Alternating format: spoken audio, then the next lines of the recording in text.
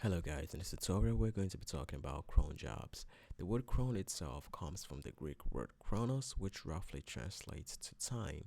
And time is everything when we talk about cron jobs, because a cron job is literally you telling your machine to execute a specific task at a given period of time or during a specific time interval. So let's say you want to back up data at the end of every month, or you want to email customers every at the end of every week or every Friday during the weekend, maybe. Or let's say you want to remind your users of an upcoming event every Monday at a specific time. This is what cron jobs are designed to do. And you might be thinking, wait, why can't we just, create like a normal script, like a Python script or a Node.js script or a Bash script? Like you could do the same thing with that. Like, why do we need a cron job? Why would we need like a whole new thing for that? The main reason why cron jobs are preferred is because of how little to no resource they use. And all Linux systems, have a cron utility, which works with your computer's time. So let's say you had, to create a Python script, for example, you would have to have the function in a time interval. So basically a computer is going to be asking itself every second, should I execute yet, like, is it a time for me to execute yet? And this is kind of like having remember, like, maybe you're at the back of the car when you're a child, like asking your mom or your dad, like, are we there yet, like, it's kind of annoying, and it uses a lot of resources. And unlike a cron job, which basically just know what time the task is going to be executed, so your computer doesn't have to use its time resource every second, checking if the task is supposed to be executed or not. And cron jobs really comes in handy, and the syntax is pretty easy. And you just have like four asterisk symbols. I'm gonna just say star signs, and each star sign stands for a time unit. The first one is the minute, the second hour, the third day, the fourth month, and the fifth week. Now, this would have been easy, to memorize if it had been incremented with like minute, hour, day, week, and month. But as you can see, the month comes before the week, and most people, for this reason, might find it tricky to memorize. And that's why, me personally, I use the mnemonics "many hands do most work," where each the first letter of each word stands for the time unit in the cron syntax.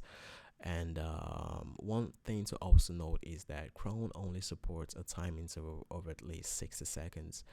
So this means that it's not entirely impossible to run a task or to execute a task every, let's say, 5 seconds or 30 seconds. It's just that you would have to find a workaround, almost like a hack, to do that.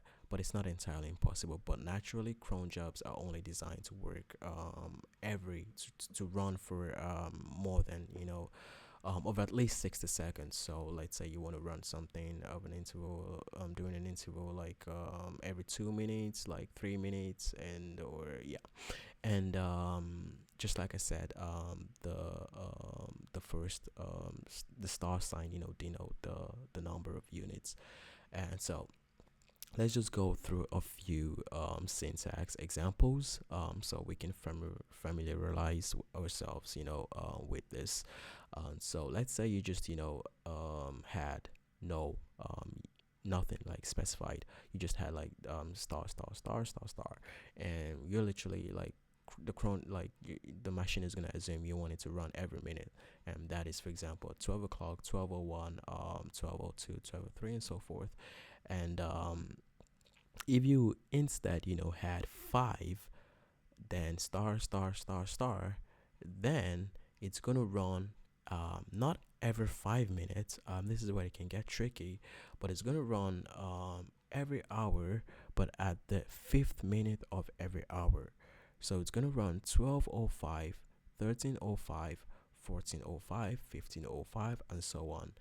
If you would instead want it to run every 5 minutes, Then the syntax is going to change a little bit, and you're going to have to introduce a forward slash, as well as you're going to keep the first star sign. So you're going to have a star sign before, then a forward slash, then the interval at which you want it to run. So if you want it to run every 5 minutes, you're going to have star, then forward slash, then five. And same thing goes for if you want it to run 10 minutes and 30, 15, and so on. And if you want it to run like for every hour, you just have a zero and no star and no forward slash, and it's going to run 12 o'clock, 1 o'clock, 2 o'clock, and so on. If you want it to run every 59, like let's say 12:59, 1:59, you just have 59 star star star star. And if you want it to run let's say every 10th minute, you're gonna have, yeah, just like you're gonna have the forward slash. Now, there's actually another good feature which allows you to run, during a specific like period of time, and that's when you have your hyphen or the dash. So let's say you have 1 to 5. That is you just saying you want it to run like you want it to run um, at minute one, minute two, minute three, minute four, minute five, then stop. Then so let's say you had 1 to 5, then star star star star. You're literally saying you wanted to run 12 o'clock, 12:01, 12:02, 12:03, 12:04, 12:05. Then it's gonna stop and gonna continue like at 13:0, 13:00, 13:01, 13:02, 13:03, 13:04, 13:05. So 1:05 is literally a period of time at which you want it to work to run. And meanwhile, if you had a comma, you're literally specifying the exact time you want it to run. So if you had 5, 10, 15, like here, you're literally saying that you want it to run at the minute 5, minute 10, and minute 15. So it would be 12:05, 12:10, 12:15, and so forth. And this, for example, 0917 star star star is saying you want it to run at the top of every hour, from 9 o'clock to 5 o'clock. Remember, the second star is the hour, and since we have nothing here, nothing here, nothing here, so you're just saying you want it to run at the top of every hour, from 9 o'clock to 5 o'clock every day, every week, every month, at all day, all year. And if you want it to run every 2 minutes instead, this is how it's gonna look like. If you want it to run from 8 o'clock to 10 o'clock, this is what it's gonna look like.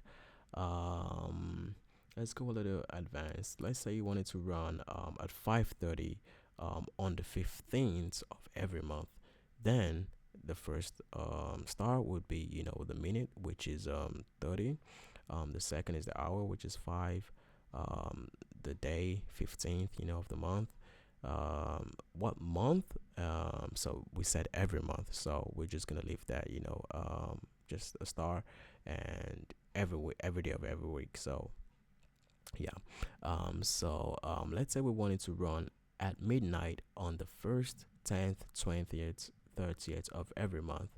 At midnight, the time 0, hour 0, and we want it to run on the 1st, so we're gonna have to 1, comma 10, comma 20th, comma 30th, and every day of every week. And every month. So that, and so let's ask ourselves this: what would this be then? I just put a question mark, so you could figure it out yourself. You could pause this video if you want to have some time to think.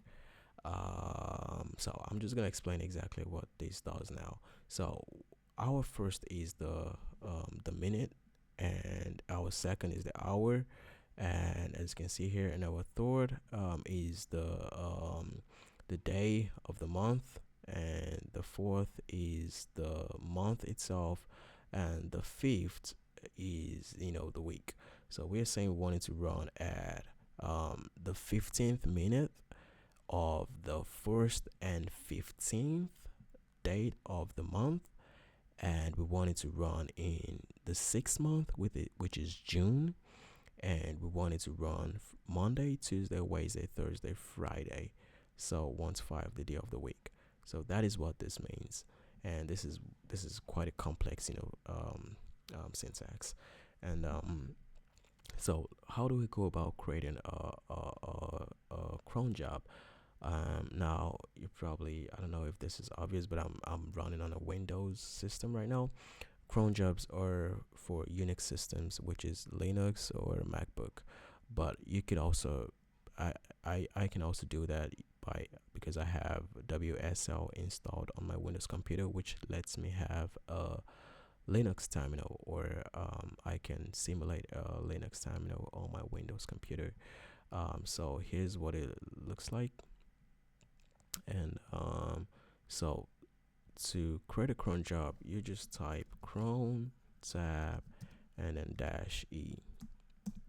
And for the first time, if this is the first time you're running the command on your Linux computer, on your Linux terminal, you might get like a screen telling you to choose which editor you want to use. Which, but I'm using a really basic, like the Nano editor. You can use Vim or whatever suits you better, but Nano is pretty easy.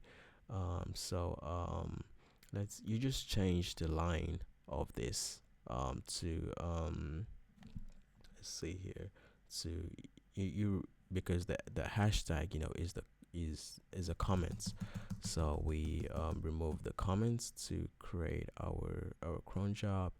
And for cron job, we're gonna be echoing, or we're gonna be writing to a file every minute.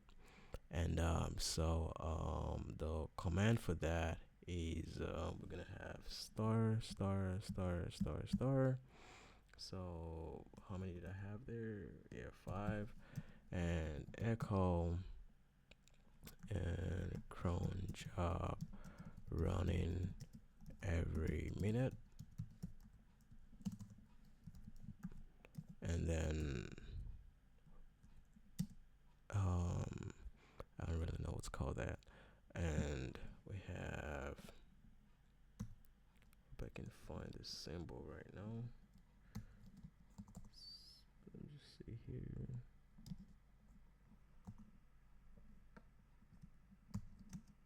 Yeah. And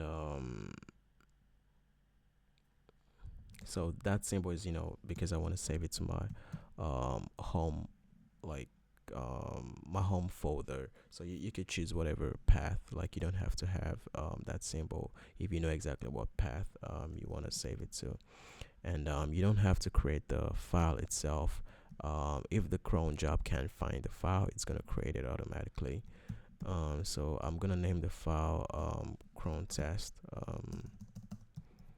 .log. And yeah, so that's that, and everything looks fine. I'm gonna exit this, and I'm gonna save it. And it says error in cron file can install. Let's have a look at that. Let's see, do you want to try the same idea? Yes. And oh, of course, there has to be a space between each asterisk. And let's save that again. And let's see what cron jobs are running by using the command cron tab L. And yeah, we can see that this task is running every minute. And let's just wait a minute to see what has been written to our file. But I can check if I hit it right now, because I think it's been less than a minute, so it shouldn't have. Um, let's see if I'm faster here. Cron test. Cat cron test log, no such file or directory. Let's see here.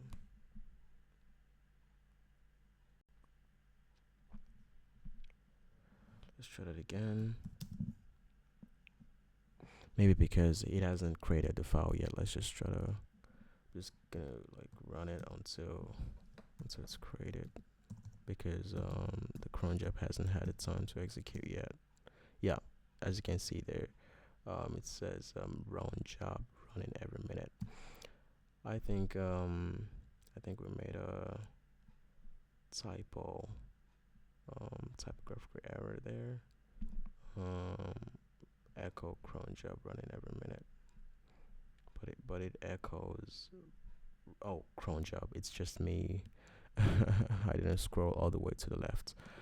So if I cat that again, um, I can see it should have, I think it's been 2 minutes. I think my time perception these days is kind of messed up. Yeah. All right.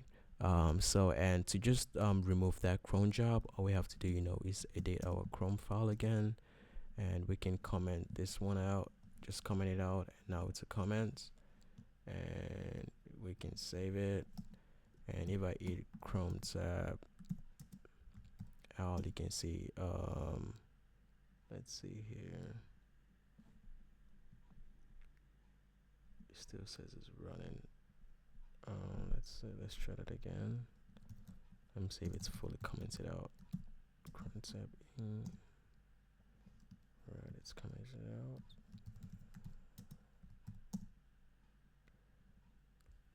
All right, so let's see here. Okay. So there is no cron jobs running right now. And we can, be sure of that by, let's go to our file again and see that, nothing else has been logged. Cron test the log. So there. And basically that is the what you need to know about cron jobs. And I hope this tutorial was useful, and helped you have like broadened your knowledge and on the usefulness of cron jobs, why they are used, as well as how to implement them. And if you felt like this video really helped you, kindly drop a like and a comment, like, in case you would want to know something else, or you just explain how this video has helped you. And thanks for watching, and I hope to see you in the next tutorial.